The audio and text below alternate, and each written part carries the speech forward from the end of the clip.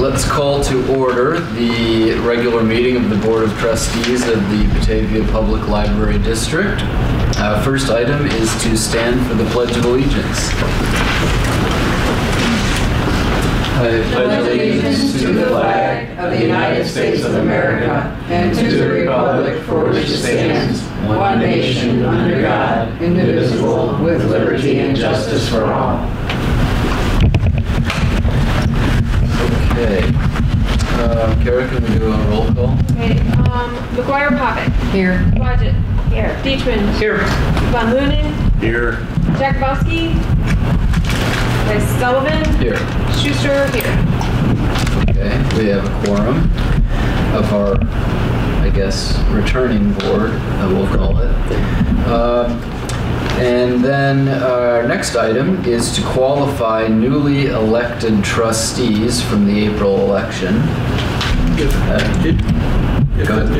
the three newly elected trustees would kindly step up here, the board secretary will, and that includes, newly elected and appointed. Okay. Sorry. Which I guess we can announce the winners of the election were Andrew Dietzman and Richard Henders, and the appointed trustee filling a vacancy is Tom Von Lunen. Congratulations, all of you. Thank you. Okay, so just repeat after me. I, and then you say your name, I, Tom Von Lunen, have been elected to the office of Library Trustee have been elected to the office of Library Trustee in the Batavia Public Library District in the Batavia Public Library District of Batavia, Illinois, in the counties of Kane and DuPage, in the counties of Kane and DuPage, do solemnly swear or affirm that I will support the Constitution of the United States the Constitution of the United States and the Constitution of the State of Illinois, and the Constitution of the State of Illinois, and that I will faithfully discharge the duties of the office of Library Trustee to the best of my ability. All right, congratulations. Thank you. Oh yeah, okay, yeah. We have to get your signatures, and yours does say appoint. Just for the Sign both? No, just the one on top is We've fine. got extras in case the pen slips or something. Okay. Yes, sign. And so Rich should come join us right up here now that you've been sworn in. Welcome back, Trustee Henders. Rich, look at this. I do that. We're ready for Rich. Do we ever retire it?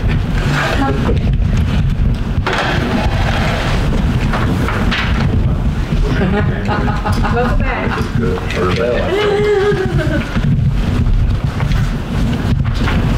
All right. Okay, everyone's signed in and official now. We've qualified newly elected trustees.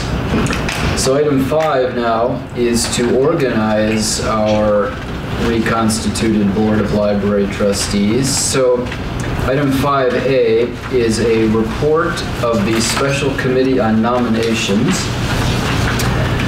Trustee McGuire Popick headed that group, and I'll turn it over to her to let us know what they did.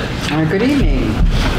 Andrew Dietzman, Diane Blodgett, and I met on May 5th at 4 o'clock here in this very room of the library and discussed who our current trustee officers were.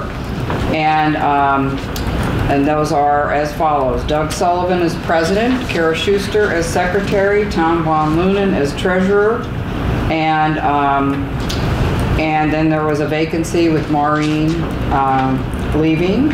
So we needed to, had a discussion, and it was determined that, I guess in conversations with some of the existing officers, that they might not be adverse to having the positions again. And so we thought that we would put their names through for nomination again. So that would be nomination Doug Sullivan for president, Kara Schuster for secretary, Tom Von Lunen for treasurer, and then a new nomination of Diane Blodgett for vice president. The position is vice president. Okay. All right. Would you like to make a motion for that slate of officers? I would so move that the following officers, or is that slate of officers be nominated and elected, right? Okay. To the positions. Okay. So moved by McGuire Popick, thank you, and second by Schuster. Are there any other nominations to come before this body? Okay, seeing none, we can. Okay, let's. All in favor of the slate nominated, say aye. Aye. All opposed? Okay. The officers are hereby elected. Thank you very much.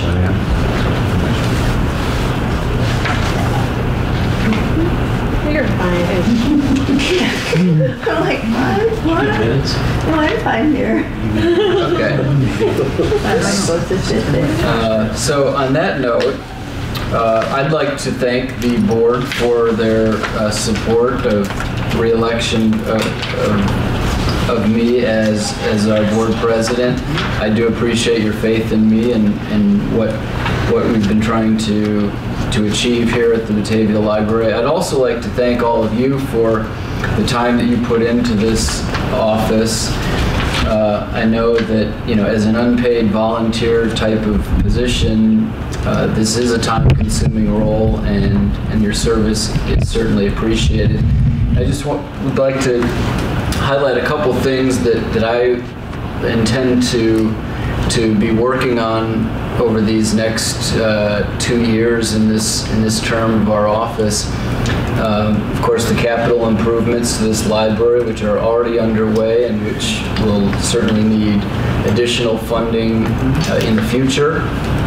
Hoping to work with the City Council on that issue. Our strategic plan that we'll be focusing on later in this meeting, and certainly I think lastly the fiscal situation that we're under with not only state funding at risk, tax caps hindering our ability to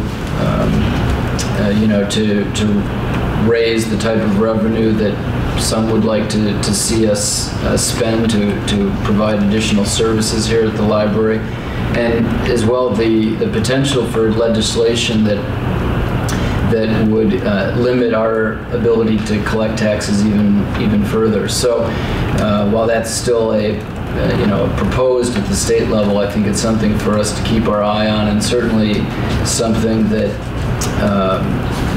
George and I and our entire board will have to be working on diligently to make sure that we can maintain our level of service as best we can given our financial situation. So again, thanks to everyone, and thanks for your support of me.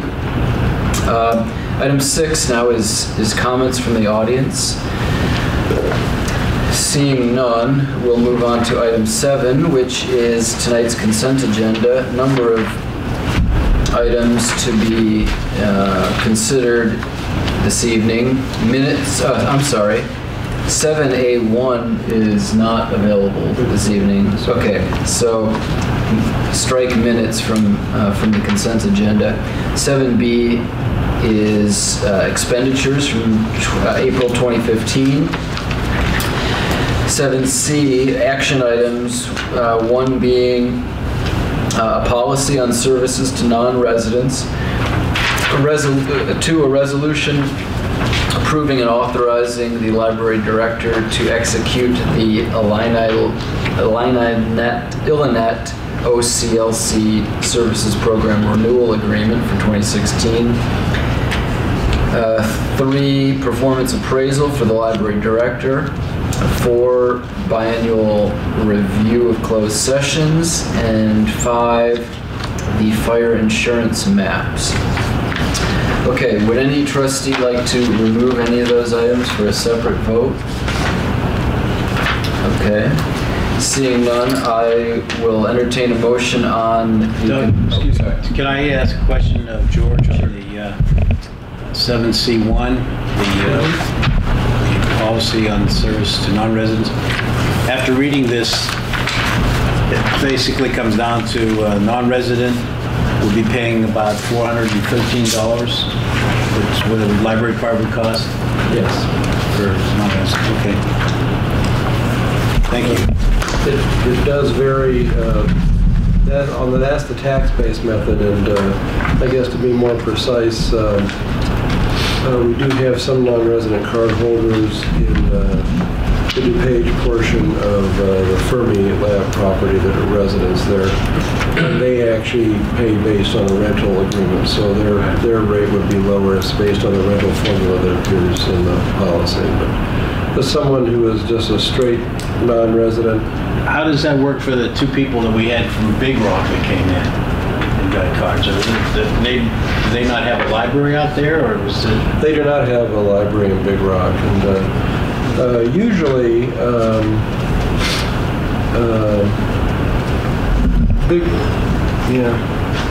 Big Rock has a library, but it's not actually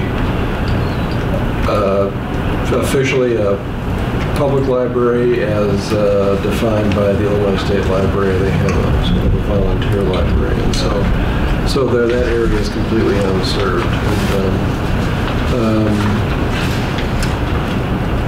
typically, they would go to their closest public library. I think we have a situation. We have people maybe from Big Rock who work in Batavia, so this is actually the library that they use the most. So this is the one that they wanted to. Have access to. And so they would be subject to that fee. Yeah, right. Okay. Can I just ask another Sure. question? And I'm sorry that I have not been able to read through this as much as I wanted to. So, for example, if someone in the Geneva Library District used our services, we would charge them a fee for this? No, this is only for people, this policy covers people who live in an area that is not served by a public library. I see. So there are They portions... wouldn't have any card at all. Correct. Okay. Until... We have open reciprocity with the other the libraries in our area. In fact, throughout the state, but primarily we serve those in our area. So. Okay, I thought so, but as I said, I didn't have a chance to. Yeah, there are some unincorporated portions of Aurora Township that this might relate to, and some unincorporated portions of Blackberry Township, possibly Winfield Township and DuPage that might, be in our attract us. But most of the area around us is served by a library now, so that's why we don't get many cards. In a more rural part of the state, we probably have a much higher number. Okay. All right, thank you. All right, so I'll entertain a motion to approve the consent agenda as amended by removing 7A1. I so move. Okay, moved by Von Lumen and second by Blodgett. Let's do a roll call, please. Dwyer Topic, Aye. Blodgett, Aye. Beechman, Aye. Von Lunen, Aye. Sullivan, Aye. Enders, Yep. Schuster. Aye.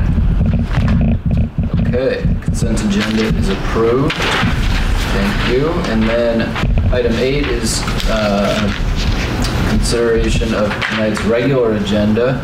Do I hear a motion on regular agenda? I move that we approve the agenda. Okay, moved by Schuster Second. and second by Blodgett. All in favor? Aye. Aye. Opposed? Okay, our agenda is approved and submitted. Item 9 is board education. We did have a memo in our packet, and I guess I'll turn this over to George. I thought you might. This is I think the third in a series of of items that we needed to bring forward as part of our per capita grant application this year. And this one states the library board and staff will engage in a discussion on how the library fosters resource sharing, provide an example of how the library has expanded or improved resource sharing for its patrons. We did the first part of the paragraph that I didn't read in March. So, what you have before you is sort of a three-part piece here. First, I thought it might be useful to define what resource sharing is. It's different things to different people, but in a nutshell, from our perspective, it includes interlibrary loan, which is borrowing and lending materials between libraries without the patron coming into the library. We would request a book from another library in the state or out of state, for example, for someone who requested it. Reciprocal borrowing, which is walk-in traffic, say from Geneva or North Aurora or Sugar Grove, coming into our library. Reciprocal access, which you don't hear that term used often, usually refers to access to a library that might not otherwise be available to a patron. So there's some special libraries. Well, Kane County has a law library, for example, and actually I can't tell you whether patrons can walk in there. Stacy, do you recall? Yes, they can. They're very open and policy. So they don't even need a library card really to do that. Correct. But that's an example of reciprocal access. They won't check things out to a patron, but our patrons can walk into that library and use it. And there's other things that don't relate to us, so it's resource sharing can be a very broad thing in the library universe. And I had more just for our own benefit. Working with Stacy, we had her complete a survey about our use of reciprocal borrowing, because there's some really radical, either forward-thinking or over-the-top thinking people in the library world that are really trying to break down barriers in resource sharing. And we took this survey, and you can get 128 points. We scored 60. Stacy and I thought that was actually pretty good because we pretty much engage in all of the standard normal activities and services you might find related to interlibrary loan and reciprocal borrowing. Many of the things on the list relate more to academic libraries and services for visiting scholars and things like that, which doesn't relate to our situation. So that was more of an interesting tangent. Had little to do with the state library requirement, but I thought it was an interesting thing for us to engage in. And then I list the things that we do here at the library. Reciprocal borrowing, we have live homework help, which is, we fund this 50-50 with the Batavia School District, which is a really good example of resource sharing and collaboration locally.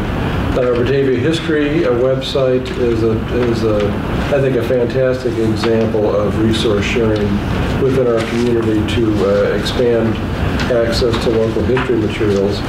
And I think, Stacy, didn't you just report that we just received something else to add to that today? Yes, we just got the 1994 and 1995 Batavia Republican digitized issues uploaded, and we received the microphone here in the house as well. Oh, very good. So for the folks at home, we are in the process of digitizing the Batavia Republican. We started in 1990, and we now have completed that project up through 1995. And so through the bataviahistory.org website, anyone can go online and access the newspaper and also search it online. It's a fully searchable newspaper, and we also have it in the library on microphone, so we're excited about that project. Being a member of LINC, the Library Integrated Network Consortium, that is a resource that provides resource sharing. It's a way for us to get the benefits and advantages of belonging to a large integrated library system, as they're called, for less cost than if we were a standalone library, and also makes the resources of the other member libraries available to our patrons more easily through a shared database. And then we do a lot of interlibrary loan. I didn't ask Stacy for numbers for last year. We have patrons who will ask us for all sorts of resources that are not available in our library, not available in the link group. And we have different ways of accessing those throughout the state and throughout the country, and I think on a rare occasion throughout the world. So that's a way to provide more resources for our patrons. And then we belong now to 2 consortia for electronic books and audiobooks. The eRead Illinois hasn't started yet for us, but should start soon, which expands our patrons' access for ebooks. And then for the blind and physically handicapped, we participate in a network from the National Library Service for the Blind. We basically refer patrons who need this service to the Illinois Talking Book Center. This in Burbridge, Illinois, and folks that need this service can receive the equipment, and also a type of talking book is similar to an audio book, but it's a different technology. Sent to them, because the materials are sent to them for free. They can return them to the post office for free. There's no charge for that. It's a federal program and handled through the state. So those are all examples of what we're doing in Batavia to really expand resource sharing for our patrons. And then the examples I listed were both Batavia history, which I just talked about, and eRead Illinois. We are able to get a discounted rate on that through our membership and link, and the Secretary of State's office and State Library negotiated a special contract with Baker and Taylor, which provides this Access 360 platform, which is for ebooks and the audiobooks. And it actually is coming to us through Rails, the Reaching Across Illinois Library System, but it's going to offer a whole new platform for ebooks, which I think will be well received by our patrons. So. George, you have to send this into Secretary of State? Yes, not all of this, but certain elements of this will be included in our per capita grant application we do that has to go in September. And so they will basically, I haven't seen this year's application form, so they usually have a rather small space for us to highlight our answer to this. But what we usually do is certify when the discussion took place, and then some of the high points for the various discussions we've had. So. Okay. Any other questions for George on this item? Is how do we let the community know about some of these services? Do we have it on our website or through? Well, some of them are very transparent. You use our catalog, you're basically accessing the holdings of 9 different libraries. We do promote interlibrary loan. We do have, periodically promote the talking books for the blind and physically handicapped. So there is marketing that is going on.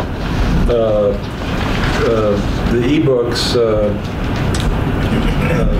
we promote those regularly, and when we launch the new eRead Illinois, we'll certainly be highlighting that for our folks. So, Batavia history and live homework help, we do promote those on a regular basis, and our partner organizations are very much involved in helping promote those. And the school district has made that a success for us.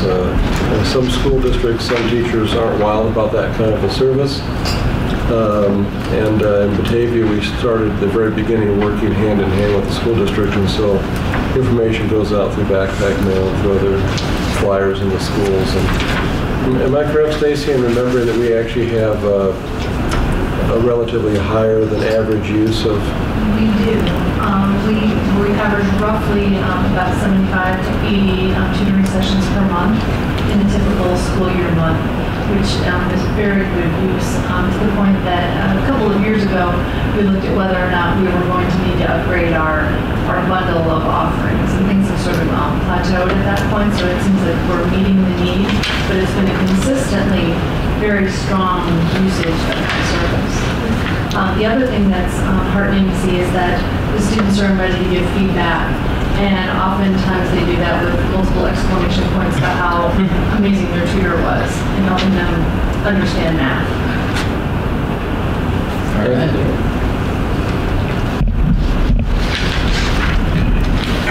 Okay. I have a quick question. Okay. Do we have, Stacey could probably answer this. Do we have access to like online chat 24/7, or do we have a link to anything like that? We don't. At one point we did offer that service, and it received so little use. Okay. 1 to 3 questions from our patron base per month. Okay. And to participate in something that was 24/7, our commitment on the staff level was to provide 2 hours per week of service to other libraries patrons. So when we did a cost benefit analysis, it just didn't wash out for us. Okay. Thanks. Okay, other questions? All right. Thank you. So moving on to item 10. I guess this is as good a time as any to let you all know who don't know that Joy Ganster has left the library, and I guess George is now pursuing a replacement for Joy, but in the interim, I guess I'll turn it over to him to highlight anything in the financial report. Thank you. Just for a quick update, we posted the position shortly after Joy submitted her resignation, and we received a number of applicants, and the interview process began this week. So we're very excited by that process, and with any luck, we should be able to make an offer to somebody as early as next week. So we're excited about that. In terms of the financial reports, one of Joy's parting acts was to the bank statements all came in, and she was able to update the reports you've got. So she actually produced these reports, although Leah and I, and I'll put the emphasis on Leah, is got a lot of training from Joy on the process we followed, and I'm handling certain aspects of the work, and Leah's handling the accounts payable and some of the reporting functions, and Kathy is doing what she has done previously, which relates to the cash deposits and things like that. We have some separation of duties as much as possible in the office. So next month, you'll be seeing something that Joy did not produce, but this is all produced by Joy, is all up to date. And I think we're where we should be. There was nothing that stood out when we were reviewing these last week, and I'll be happy to try to answer any questions, but at this point, it's everything looks good. Pretty much business as usual. Will Joy be available to talk to the new person? Answer questions? Maybe. Yeah. There's some we need some clarification from her in that regard. Okay. We did raise the question, but it's more of a discussion than we might want to have here. Okay. All right. Other questions for George on the financial report? Okay. All right, moving on to item 11. The first item that I have for the group is committee assignments. So I did ask all members to send to me their preferred assignments, and thank you for doing that. I got everyone's input, so I will pass these out, which is a memo that I wrote up for this evening, which assigns everyone essentially each person is now on 2 committees, and I think everyone got the committees of their preference, which is good news. And I think I have everything listed here that I needed to. So you can see that the chairman of finance was pending our election of board treasurer, so we can pencil now pen in Tom Von Lunen as the chair of finance, and I guess the ex officio chairman of services is the board president, so we can enter myself in as chair of services now. Other than that, any questions on committee assignments? Okay. All right. Good luck to all the new committees. Okay. Yeah, from the breakdown of things, we almost could keep the same evenings, couldn't we? The Tuesdays and Thursdays. Looking at, well, you've got yourself still split between those two. In terms of the schedule. Right. Yeah. Right. But Diane and Rich are both on 2 committees, and Tom and Andrew. So if we could almost keep the Tuesdays for facilities and finance and the Thursdays for service and outreach. That would work great for me, but That's fine, work great for me too. Okay. Good enough. And I guess a special thanks to Kara for doing some extra duty for us. She expressed that she wanted to see some things through with both the foundation and BATV. So thank you very much for your service to those organizations. All right. And okay, so next item is distribution of board packets, which has been done via Dropbox for maybe the last half a year or so, maybe more. Yeah, just at least January. And so now we do have we have one new trustee. Rich, do you have any input on whether that Dropbox method is something that can work for you? I prefer to have the paper copy. Okay. Just because I like to be able to make notes as I'm going through it. It's more convenient for me that way. Okay. With the Dropbox. Okay. So I would prefer to have it available to me as it was this time. Does anybody have a problem with picking them up here at the library rather than having them mailed out, or where we run the risk of not getting them on time, or the expense involved with that? Tom, I know you like to pick it up, and Rich requested that this time too. So we can actually put them all out at the desk on Friday evening if you want to pick them up on Saturday morning, or we could go back to where we did it before, or we can whatever we want to make it as convenient and easy as possible for everybody on the board. We do both. I mean, I like the Dropbox. Well, we can keep the Dropbox. Okay. The question is. But we can do, like I said, we can do whatever you want. Okay. I don't want to make it too complicated for everybody, but it just seems, you know what I mean, to me, I just like to be able to click on the thing that's there, so. Yeah. Yeah, it's certainly good if you need it, and if you can come here, if it's convenient for you to come here and grab it, then, that's also fine, so. But it's when you set it up on Dropbox, it's just available for everybody, correct? Mm-hmm. And then if you have them available here on Saturday or Friday night or Saturday morning, pick up over the weekend, it's fine too, right? So it's not going to be, I mean, you don't have to do 7 different ones for the Dropbox. It's all. No, we after the packets are complete, Kathy scans the whole thing, and we just put it on flash drive, I guess, and we upload it right to Dropbox.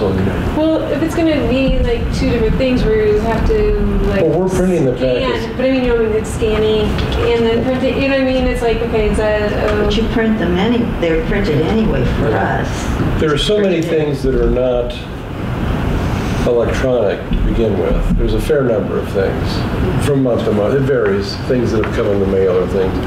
And so rather than scan each thing as we're producing it, and this was Kathy's suggestion, I think. It was easier to put together all the packets and then just take a packet and just run it through the scanner. Does it take a long time, Kathy, to do this? Me doing it doesn't take long, but it takes a while for the scanner to process it because it is It's 125 pages. So it varies from month to month. This is actually a thicker packet than we often have. Do you not scan it every month anyways to keep an electronic copy of it somewhere? We didn't before the Dropbox. Oh, okay. Personally, like Karen said, I prefer to get it that way, and then I just kind of peruse it, sitting at my desk, and then having, I wouldn't not want to have a paper copy because I like having that, but I'm fine with having it here. But having it at the library to pick up if it's something important too works. And you wouldn't be creating two, you'd be just creating them in advance of the meeting, and then we could pick it up and bring what we received here. You can pick it up over the weekend, or we can save it for you for the meeting. Typically, we started off uploading it and then having a copy at the meeting, because almost everybody likes to take notes or file things. And then a couple trustees started your request, could I just pick that up? It was fine with us, we just put it in an envelope and put it out at the desk. So. I think I saw Rich's hand, I'm sorry. Oh, I'm sorry, go ahead. The only thing I was going to add is I did go to the Dropbox, and I did find it nice to be able to go back to some of the earlier documents, which I thought was very helpful for me, at least. And I could see that as being a place that even after I've gone through everything for a meeting, rather than just pile all the meeting notes in the basement like I've done in the past. It's nice to be able to just go to the Dropbox. Yeah, right. I mean, the archival aspect of it, and then do we keep an archive before we have Dropbox of all the... We weren't scanning them prior to Dropbox, but we've been keeping all of them since starting Dropbox. All the board and committee packets, I think, are in Dropbox. And we, for a variety of reasons, because we use Dropbox for a variety of things, we recently upgraded that account, and we have the capacity of a terabyte of storage, which is 1,000 gigabytes, which we'd have to work really hard to fill all of that up. So Don't even try.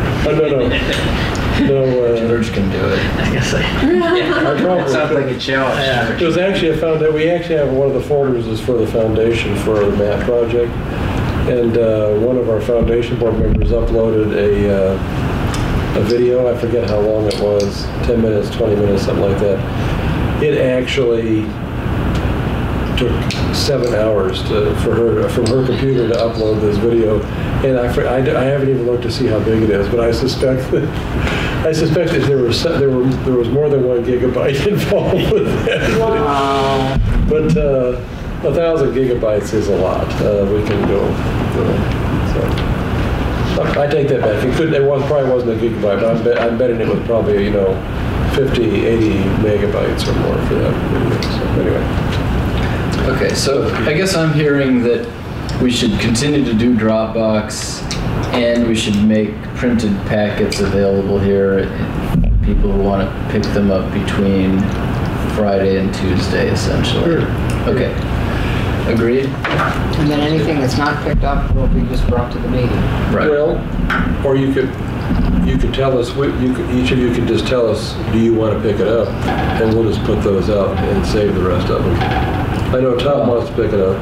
You might as well just do them all. What do you I do? want to pick it up, but I'm not counting on myself to remember to pick it up. Did you have it mailed to you? Is that what you're saying? No, I did not. I don't think that's necessary. It may be easier we'll just make up a bunch of envelopes, and every month we'll just A reminder. we'll put them out at the desk. This is the email is on Friday, so it's on Dropbox. Okay. Or Well, that's true, yes. We'll try to continue to remember every month to send out an email that is now available in Dropbox. That'll be your trigger if you want to go. Okay. Well, thank you for the feedback. I was interested in the discussion because I had gotten different, pieces of feedback. I think it's good to settle it. So. Okay. That's good. All right. And the only other thing that I have relates to our strategic plan, so I'll wait until item 17 to to handle that one. So moving on to item 12, which is good news or comments from the board. Does anyone have anything to share this evening?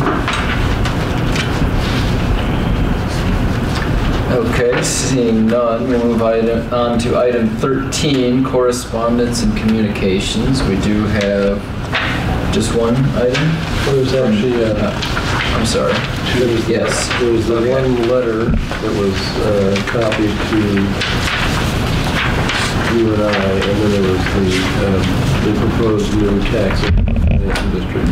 The timing of which I thought was ironic, but that's just me. Yeah, no, it's just you. Right. Right. And I don't think that timing is lost on a number of the aldermen that I was in touch with. I guess this is our first meeting since that all transpired, and maybe maybe this is a good time for me to I guess just say a couple words about that. That was a pretty tumultuous couple of days there, where we thought that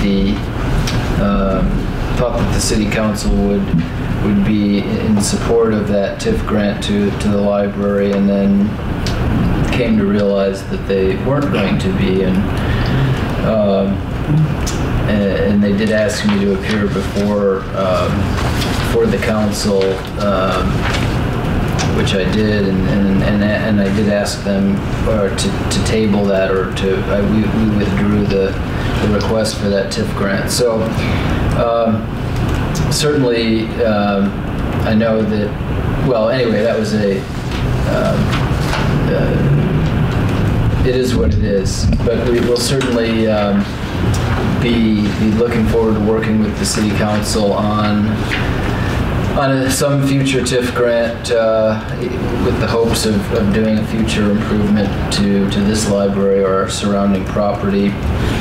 And to that effect, I did send a letter that many of you gave input on to the city council, expressing that sentiment. So thanks for your input on that. But okay, so enough said about that. All right, so any questions about either of these items of correspondence? But I just feel that the letter from BEI was a little over the top. I think our jungle, as it's described out there, is not what it's cracked up to be. How that can hide the library from people heading west on Wilson Street, I don't see how that can happen.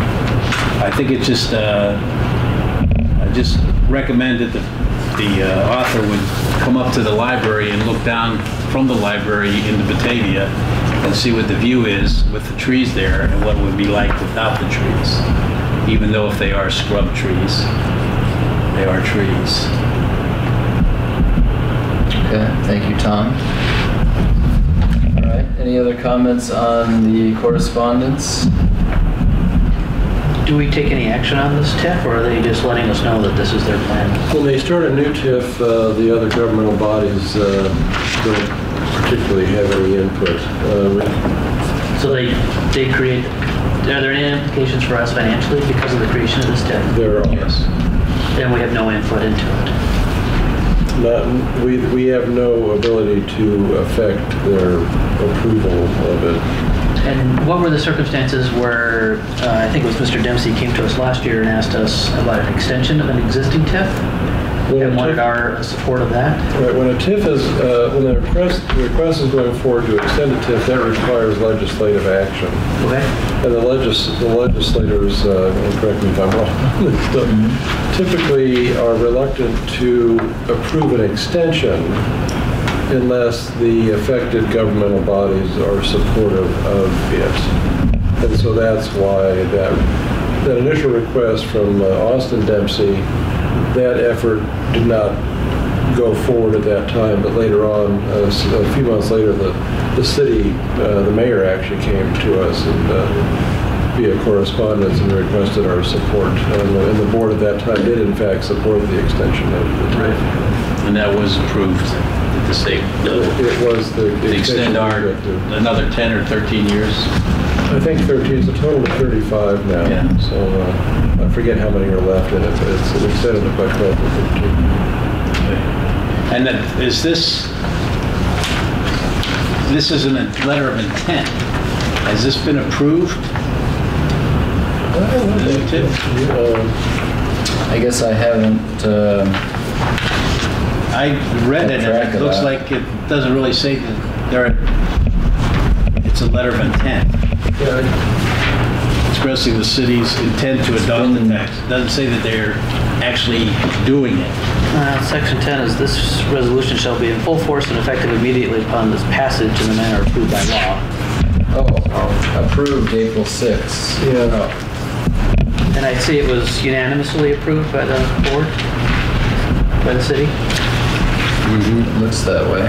So all those that were not in favor of using TIF money for helping us were in favor of TIF money in this area. Well, kind of, yeah. I think it was, they were in favor of creating the TIF. How that money is spent, Sure. I think is going to be what's going to be the proving factor there. It's going to be, it's not. They're in favor of totally reducing our tax revenue for this TIF district, yes. Okay. In reducing the library's tax revenue. Okay. We don't have any idea what the financial effect would be on us. No, because what happens is the taxes that they're as they currently are for this district end up being our collection of those taxes is frozen at whatever the current level is, and then any increases in the taxes in the future go into the TIF. Is the way I understand how that works. And their thinking is that they'll be able to come up with $10 million. Well, it maxes at 10 million, so I guess that's, I don't understand TIF districts very well. It's interesting that the way this is written is that they can borrow the money from the city for the TIF until the TIF starts producing income. Yes. But they're doing that now with TIF 3 and TIF. But that was one of the reasons that some of the aldermen thought that it should not come out of TIF money, the request that we had. Correct. But it's a common practice. Right, I understand that. Yeah. And- I'm preaching to the choir. And revenues generated by the TIFs when they collect taxes semi-annually, right? County taxes.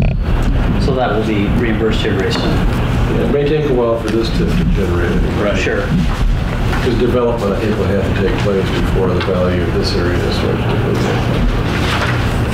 Right, there wouldn't be the increment, the tax increment financing until the area grows in value, yeah. I think in TIF 3, the one that would have funded our project, there is a reasonably good increment that's grown up over the last 15 years or whatever the first time. And I know it's not for us to say, but do we know if somebody submitted to the city on a plan for improvements in this area? I thought the city already had something in mind. So this includes the area where that fire was last year, and It's here. Mallory Street first. there's that whole Main Street corridor there that needs work. That old greenhouse is in there. I know. Right. Is that like No, it's disbanded now or whatever? That's over by Walnut Street. That open area right there is where it used to be. I mean, I can go down to City Hall and see what's there, and I guess that's the best way to answer these questions. Okay, thanks. Okay. Sorry, I took us off topic a little bit there. Oh, no, That's all right. That's why we put your correspondence in the board back. Okay. So, I don't know that we answered this one question about the letter do we from respond to BEI. it? Do we respond to this, or do we? Well, the letter is to the mayor, not to us. Well, that's And true. the city council. I mean, we could if you'd like to. I didn't really have any intention of responding, but since it's kind of, I mean. Well, it'll be interesting to see what his response is to it, just because, you know, I mean, if we were in collaboration with the city, you know, I don't know if they would. or if you know how, I mean, there was a mention of it at the one city council meeting about Right. that area in relation to the work that's being done currently. So, Yeah, I guess the way I saw this letter is I think both the city and we maybe assume, or maybe I'll just speak for myself, I think there's an understanding from my perspective that something is going to get done on that little stretch of, on the east side of our property. It's just a matter of what it is and when and how it gets paid for. So Right. I mean, the fact that he's saying do something, I think is pretty much understood that something will eventually be done. So, And my understanding is that our commitment when we got our permits for the site is that we will install a sidewalk down there once the city comes in and does all the utility work and road work that needs to be done there. That The conditional use doesn't explicitly state all those conditions, but we actually physically can't put a sidewalk in the way it is now, and we're not responsible for the engineering and things like that. So Right. there's not enough space unless the old retaining wall, probably 100-year-old retaining wall, gets moved and such. And right, there's a lot of engineering and money that needs to be spent by the city before our commitment can be fulfilled. that's going to be an expensive block with the utilities and the work on the hillside. So there's nothing we can do now, and there's no way for us to estimate any monies that we should be setting aside at this point for that project. So We do periodically go in and clear out some of the underbrush sure. on the hill. We don't do anything really drastic because it is what is there is keeping the hill from eroding. Sure. And so we maintain the crest of the hill where the old growth trees are and the newer things that were planted when the building was opened, and there's a lot of shrubs and nicer shrubs that go along the crest. We do take more active care of those, but when you go below the crest on the hillside, the utility crews come through and trim the trees back from the utility wires probably about once a year, and we maybe once a year or every other year go in there and try to clear out some of the worst of the stuff. Okay. But there's a lot of work to be done. Sure. Wasn't that a discussion of possible future TIF request to work on that hill? yes. Right. Okay. Okay. All right, item 14, Directors and Librarians Report.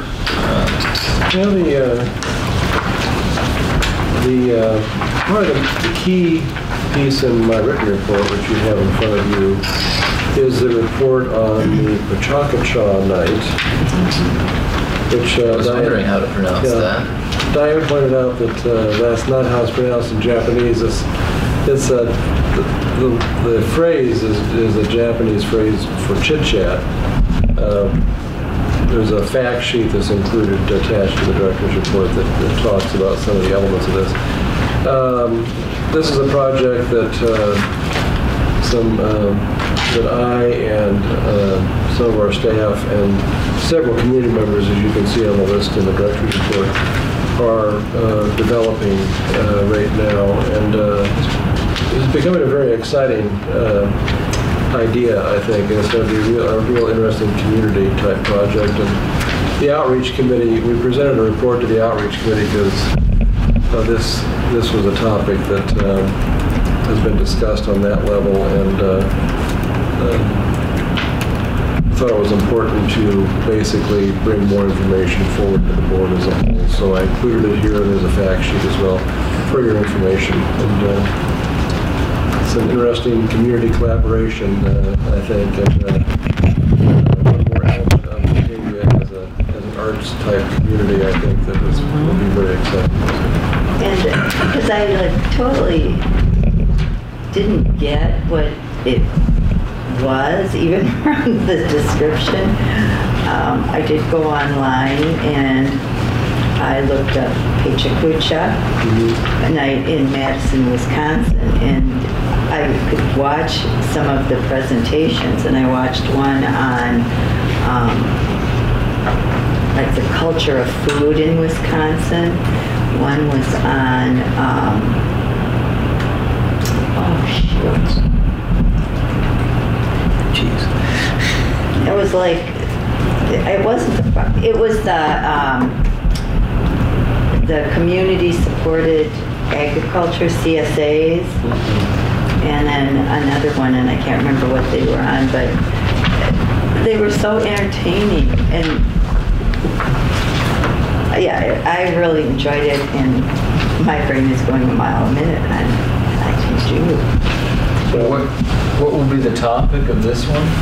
Well, that the steering committee hasn't developed a particular theme for this one, figuring it was the first one, so we were looking more for more of a potpourri approach to the whole thing. But I've been to one in Champaign, I've been to one in Chicago, and there's on May 30th is the next one in Champaign, and then on June 2nd is the next one in Chicago on Martyrs on North Lincoln Avenue. It's very interesting to visit these. And we have a meeting Friday morning at which the steering committee is going to, there's been some brainstorming going on about possible presenters that we recognize in the community, and we'll probably prioritize a list and assign various committee members to begin recruiting folks. But the topics can be anything that's of interest to a person. It could be Rotary Youth Exchange, it could be raising chickens in Batavia, it could be the history of whatever, it could be, pick a topic. Ukulele. We're talking about the ukulele. Oh, that's right. There was the history of the ukulele or something. That was I saw one on why Wegmans is the world's best grocery store. So you can.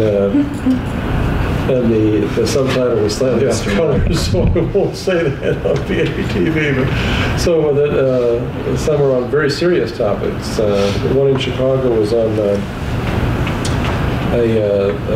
either city or park district sponsored recognition program they've got, and it was like the head of the park district or a member of the park district board actually gave that presentation.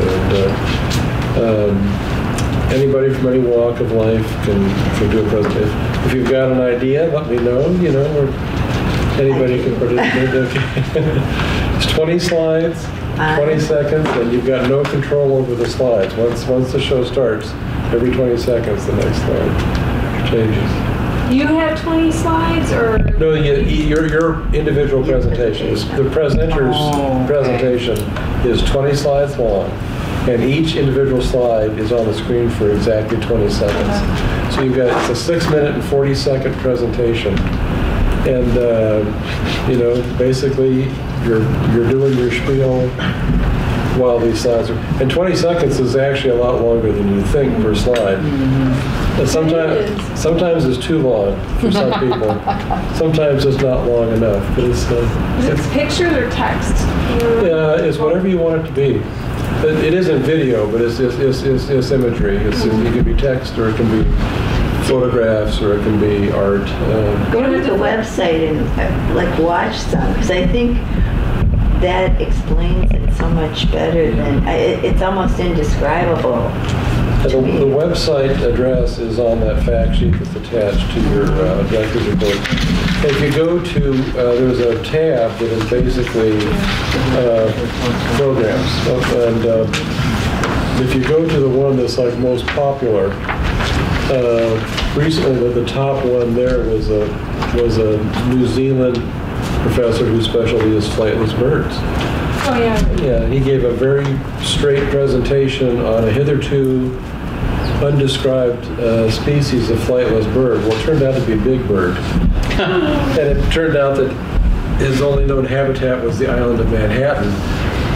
but this guy did a absolutely straight deadpan presentation on what its classification might be, what other birds it's related to, and in 20 slides, it was both hilarious and fascinating. It's something that someone will come up with this. So you never know, So we think there's a lot of creative people in Batavia, and we're pretty confident the presentation on October 1st.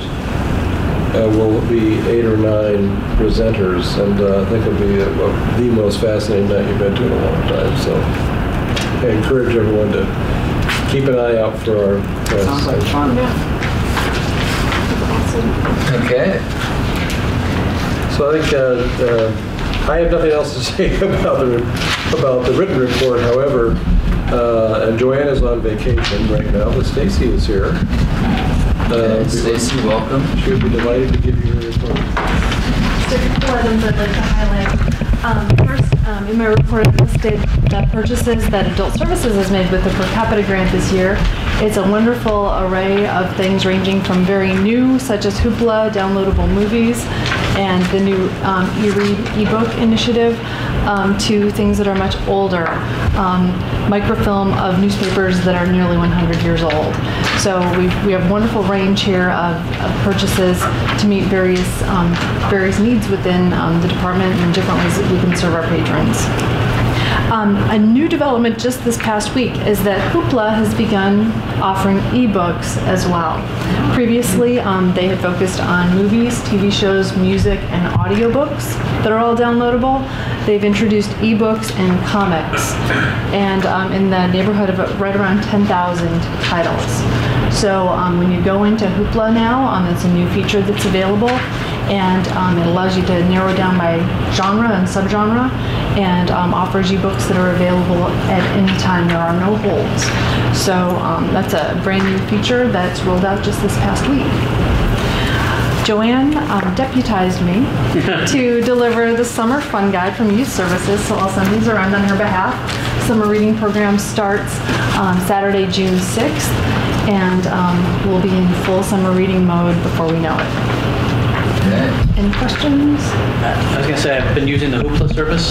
It's great. I've downloaded a lot of books for travel, and we use them on the road when we're driving, and new music, albums that have just come out that are brand new. You can barely get them in the stores. You can already listen to them on there. So. And tell me, is it difficult or is it easy? It's very easy. It's very easy. Yes, and the software, I thought it was glitching because I kept restarting, but I realized if I just wait 2 seconds, it goes back to where, like when I would bring up my book after I'd been listening to it, it would restart at the beginning, and I think, oh man, I gotta figure out how far into it, but I just had to count about 3, and I jumped right to where I was, and I was like, oh, shit. So it seems to be working really well. Good, thanks. So it's easy.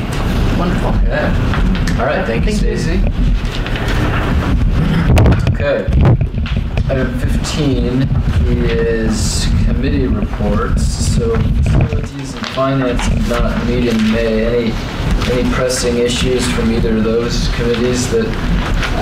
If you look out the window, you can see the construction is moving forward. George has been sending the reports. I've been keeping an eye on the change order requests, where we had a contingency, I believe, of $60,000 in there, George, if I'm correct. We're probably going to use most of that. Some of that's for bricks that need to be replaced, moving some things around. The stairs down at the bottom there that we're trying to make look a lot nicer. We're going to replace some of the stone on the facade there, not just the ones we had to make the sign and the words there, but all the rest of them on the face of it. The ones that are salvageable, we use them in other locations to recoup some of that cost, so they'll be reused in locations where we need to replace them. So we're using a very high percentage of that. Yeah. So I saw the mock-up of the new railings. They look great. I think they're going to be done in the shop instead of out in the fields. The paint on it is powder coated. It'll last a lot longer. The contractor seems to be doing a really good job. It's RC Wagner Aurora, so it's a local company.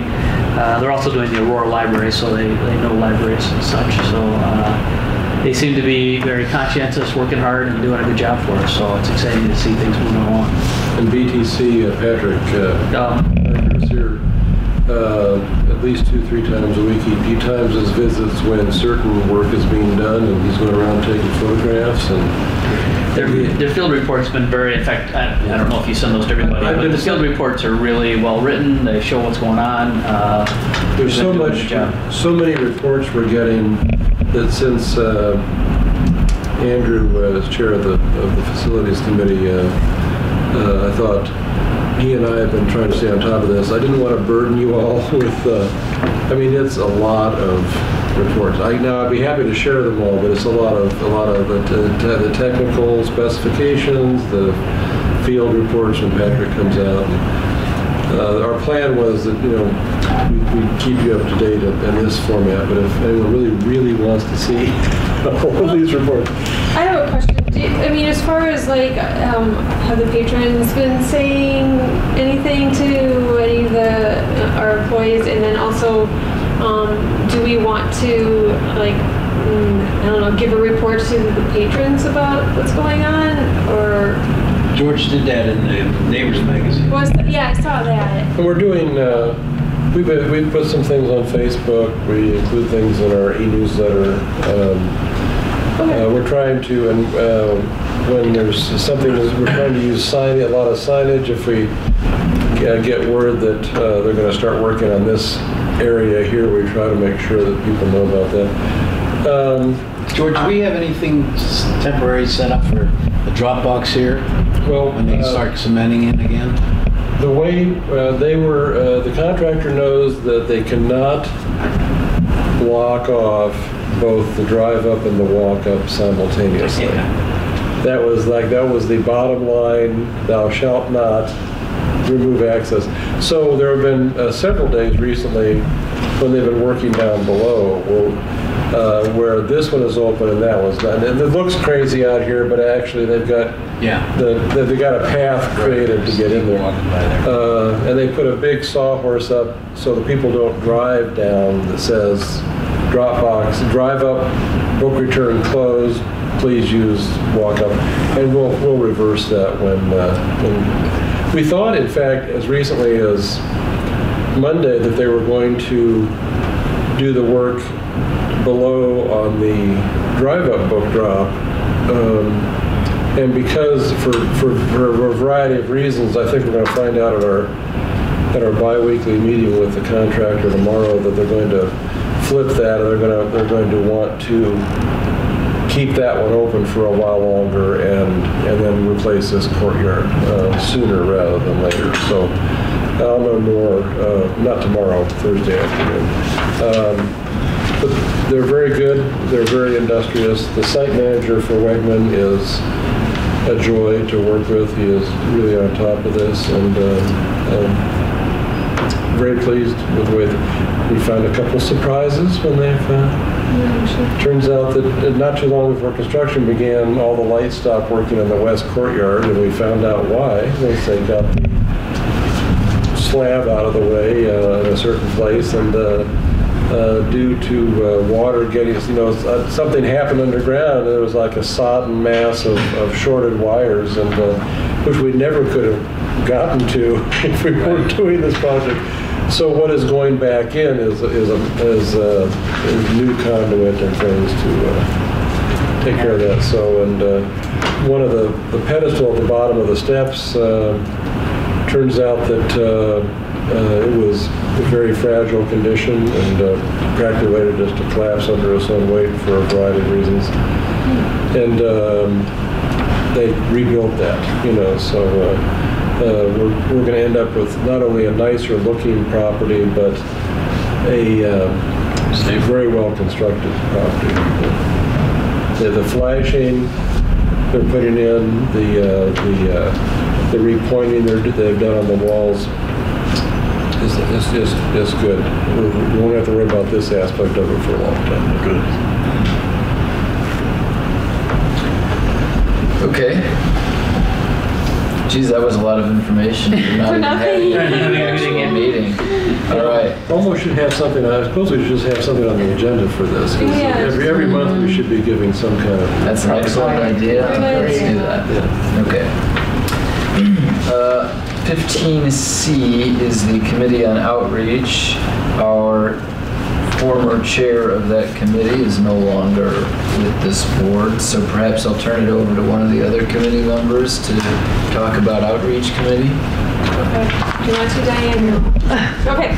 Okay. Well, basically, it was the Pika Kucha thing.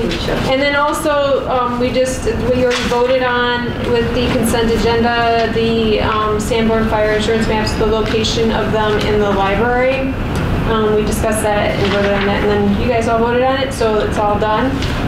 So that was basically what we talked about at Outreach. Thank you, Kara. You're Questions welcome. about those activities? Okay. 15D is the Services Committee.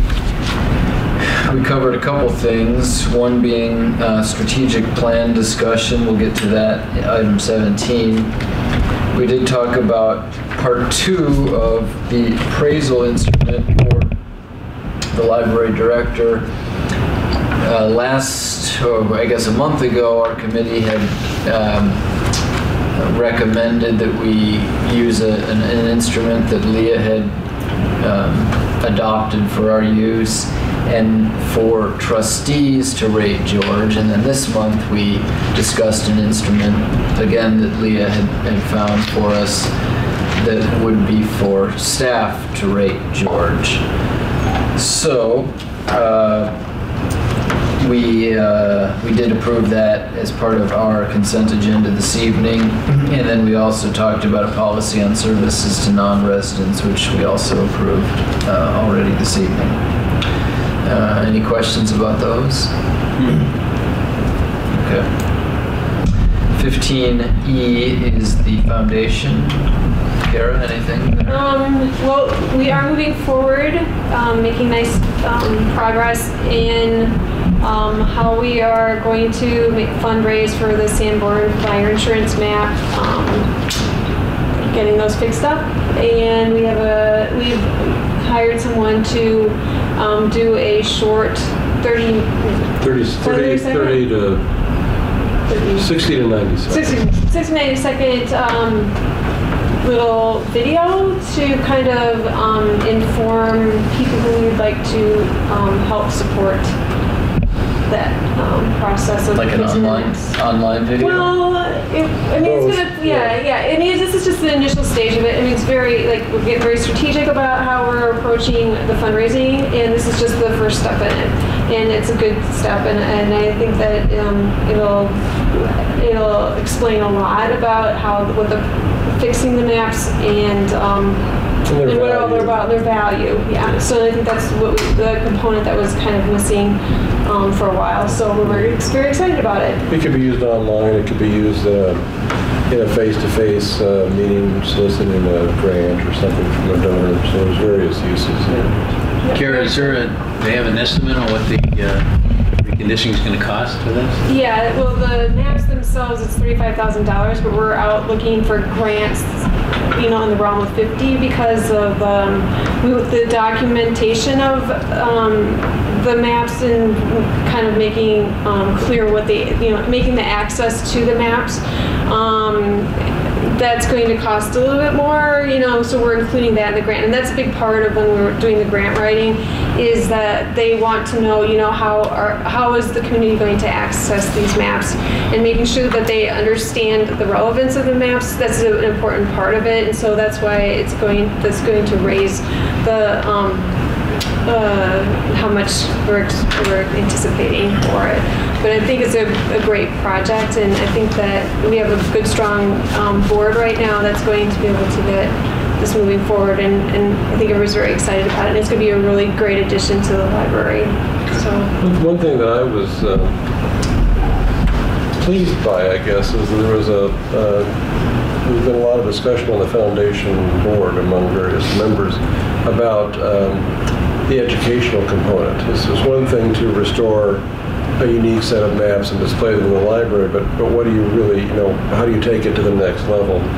And there's some very good focus and discussion on e-learning type modules and how to engage students in the classroom, both, relating to not only Batavia's maps, but sort of that whole context of maps and cartography and the importance Yeah, and it's such. really So great. Yeah, so it's taking it somewhere else, I think. It's awesome. it's not just a local history project, it's turning it into an e-learning type, educational type.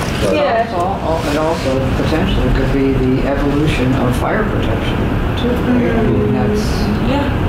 But I mean, as far as like for the historical portion of it, and I think it's really a great step forward. I mean, the board would be very pleased with it. As a board member, I'm really pleased with the way that it's going to be displayed. The maps are going to be displayed in this education component of it, because. It kind of smacks a little bit of like when you go to any type of museum now, and how things are displayed and the interactive part of it. This is going to bring that to where there's going to be people with iPads and interacting with the map, and so it's going to bring the maps more to life, and it's going to. I think that's a great direction for this library to have that technology connected with the history, and it will reflect well on all of us. So, anyway, so that's what's happening with the foundation. And can you just remind me what year the maps are? 07. That's correct. January 1907. Yeah. Looking at Okay. the sheet here. Are we gonna have to, so I noticed the location, there's a fire extinguisher where the west map is gonna go. So So I I'll have get to relocated. relocate that, and that we'll work with the fire marshal about the appropriate location. We already voted on that. No, that's fine. I figured that was good. It is. It's okay. I'm just teasing.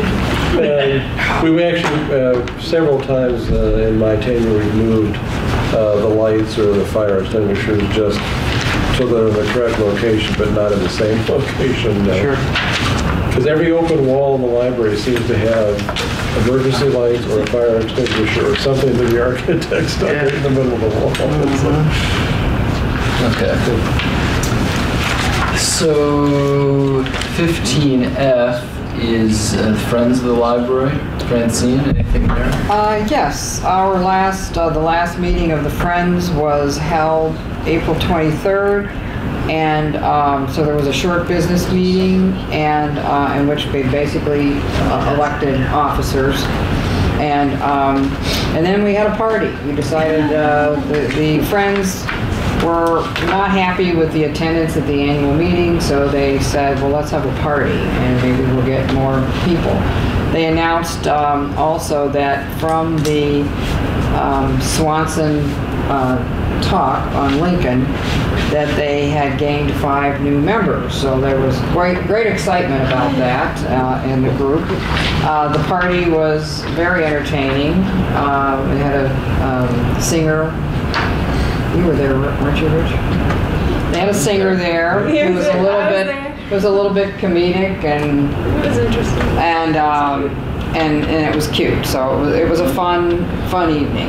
The attendance was the best they've had ever at an annual Right. meeting. So they were very excited about Oh it. yeah, that's right. Balloons. I didn't get it. Yeah, something.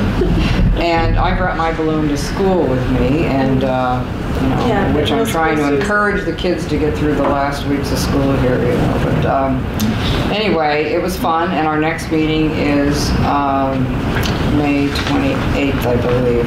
Yeah, it's the last Thursday of the month. So our next meeting. So if you'd like to attend, you're welcome to. Okay. And in the meantime, I also worked at a book sale. Oh, I've been wanting to do She was this. trained. I saw her being trained. Good job. Yeah, Sue did a good job, and I didn't miss any money or anything like that. It was all perfect. so, and it was great fun. It was great to see people who come in and what people are looking for and stuff like that. So it was fun. Okay. It's amazing at those book sales that at 9 o'clock they're lined up. And they come in, a lot of people come in with lists of things that they want to get. And there are people that have bookstores in Chicago. They come out here and go through our stuff. So it's very interesting. We've had, people come out with 5 or 6 big bags full of books for $50 or whatever. And you know that they're taking them somewhere to be resold. And we go through the books when we sort them to make sure that if there's anything that's of a value of more than $5, that we have a special, we put those online, or we have a special code for those that they can get additional. And it struck me that the whole process of having this book sale is very time consuming. I mean, the books are just meticulously organized, alphabetized, sectionalized, and again, they've got it down to if they have books that are signed by the author, so those are in a special section that are not discounted. That you can't. Then they tried something that they don't do very often this past time. Is that at noon on Saturday, it was anything you could fit in the bag was $5. So people were going out with droves of books, you know, because they could get a bag for $5. I'm struck that it makes a lot of people happy. Yes. Yes. Sale makes a lot of people happy. And I think the impetus for doing that was because there's going to be a purge pretty soon. So we were trying to get rid of a lot of... We just did a purge last month, and there's just so many more books that keep coming in. And the purge that we did down there was The library will close in 30 minutes at 9 o'clock. to take off the books that we've had out for, I think, a year. But they're purging in the library, so that's where we're getting a lot of books If you from need to there. call for a ride, please make your call now so that your I ride think how much more work it was before they had that space. Yeah. To Move everything upstairs. They don't have to move books Yeah, from right. storage Oh, yeah. to public display and back. So I just kudos to the dedicated volunteers. I mean, it's just mind-boggling how much work that they put into this, and then they turn around and donate all the money back to the library. It's just awesome. It's a blessing. Indeed. Okay. Thank you, Francine. 15G is Link. George? Well, this last month, the Link Board completed the performance appraisal for the Link, the consortium director. And the fiscal year is a May 1st fiscal year, so there were elections of officers. And I was the secretary of the board. I stepped down from that and bowed out from running for something else because of all the projects we have going on here. But so that all took place successfully, and otherwise it's business as usual. Okay, thank you. Questions for George about Link? All right, and then 15H is BATV. Kara, anything to report? Well, there's, let's see, what do I say? We're still continuing some of the committees that I'm on, and one of them is the clarification of roles at BATV, which is, I know that doesn't sound like much, but really it's good work and it's important work, because I think that when you reflect upon how an organization is running, that you become more aware of where you need to make changes and to what kind of goals that you have in mind. So this is really important work that's happening, and I'm pleased with how it's progressing. Okay, thank you, Kara. Any questions on that? All right. Item 16 is future agenda items. That's probably something that we should move to the bottom of future future agendas. It used to be, and then Yeah. Good enough. All right. Right. Duly noted. yeah, I appreciate that. Okay, and then item 17 is the strategic plan. So, we previously got the full report from NIU after, boy, it's been quite a while since we actually went through the in-person part of that process, but we did now get the report, and I guess what we're seeing here is that staff took this next steps page and this revised strategic plan outline. I should say they took some of these elements from the NIU report and repackaged it for our consumption here. Is that it? Fair enough? I think that's a perfect description of what we're doing. Okay. So that's what we're seeing here this evening.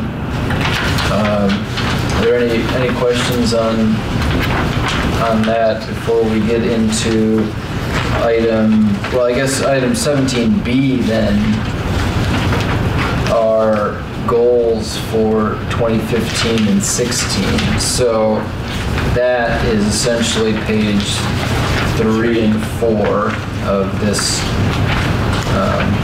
memo. Goal 1 being to provide quality and community-focused collections, services, and programs. And essentially what George and the staff did is included some of the suggestions that were related to that goal from the full report and plugged it in here. And then goal 2, to provide a welcoming and comfortable destination. Again, some of the elements that relate to that are below. And then goal 3, to provide a well-run library. Okay, any comments or feedback or questions about those 3 goals? Proposed goals, I should say. All right, well, if not, I'll entertain a motion to approve those as I should say this, the Services Committee has already recommended these to the full board, so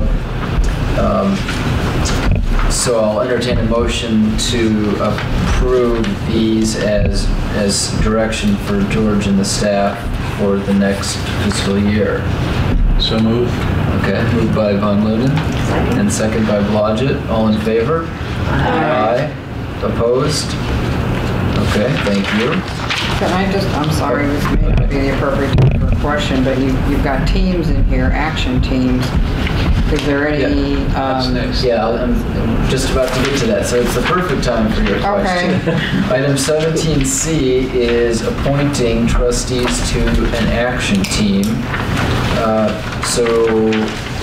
What I'd like to do is appoint one trustee to each of these 3 goals. Well, I should say each of the 3 teams, and each of the teams will focus on one of the 3 goals. So Francine, then I'll turn it over to you for your question. No, that was it. Okay. Thank you. Okay. For including my question. All right. So, may I have a volunteer to participate in the team that would focus on goal 1? Provide quality and community-focused collections, services, and programs. Okay, Tom, thank you for volunteering. Anyone else chomping at the bit to take goal 1? All right, Tom, you are duly assigned that team. Thank you. Goal 2 is to provide a welcoming and comfortable destination. Is anyone interested in that goal? Diane, I'm seeing some interest in there. Okay. Anyone else? Yeah. Okay. Diane, thank you for volunteering for goal 2. And goal 3 is to provide a well-run library. Does that spark anyone's particular interest? Okay, I'm seeing Rich's interest in that one. And yeah, okay. That's fine. Rich, thank you for volunteering. You are on team 3, providing a well-run library. You've got your work cut out for you, sir. Okay. All right. Let's see. And I'll leave the staff element of that perhaps to you. That's not really our place to do. We'll take care of that, and we'll schedule a meeting for each of those action teams to basically to just review the list of possible objectives, add and delete, ideas to that, and then come up with 1 or 2 objectives for the coming year to recommend back to the board for us to carry out. Right. Yeah, so the end result, yes, it's a good point, is to kind of flesh out these goals and provide all kinds of of specifics and sub goals and whatnot for our staff to be working on in the next coming fiscal year. So thank you for your participation. I guess it's, while we normally welcome trustee involvement in any of these to stay clear of any Open Meetings Act, we probably can't really welcome that. No, and that was our solution in the previous cycle. If each action team would have one trustee for that reason. And then the action teams would each of the action teams would make recommendations to the services committee, which then that committee of 3 trustees will recommend or not those results to the board. Then the whole board will have a chance to do that. So it will ultimately all comes back to the whole board. Yeah. And so perhaps if you do want to look over this in your spare time, and maybe one of these things sparks an idea or a suggestion or whatever, you can certainly always forward that along just directly to George or myself or the trustee who's actually on the team, and then you can have your input heard as part of that discussion. So, okay, thank you very much. Item 18 is next meeting's events. You see a couple things coming up here. Library closed this coming Sunday and Monday. All right. And item 19 is a motion to adjourn. Do I hear that motion? I was just gonna real quick just highlight the fact that our summer library hours begin on after school gets out on Sunday the 31st, so we close. We're open not as long on Sundays, right? We're open 3 hours in the summer rather than 5. Okay, on Sundays. It's more of a budget issue, more vacations and things. Sure. Okay. Not as many students using it also this stuff, I'm sure. All right, thank you for pointing that out, Andrew. Motion to adjourn. Okay, Andrew moved, and second by Von Moonen. All in favor? Aye. Opposed? We stand adjourned.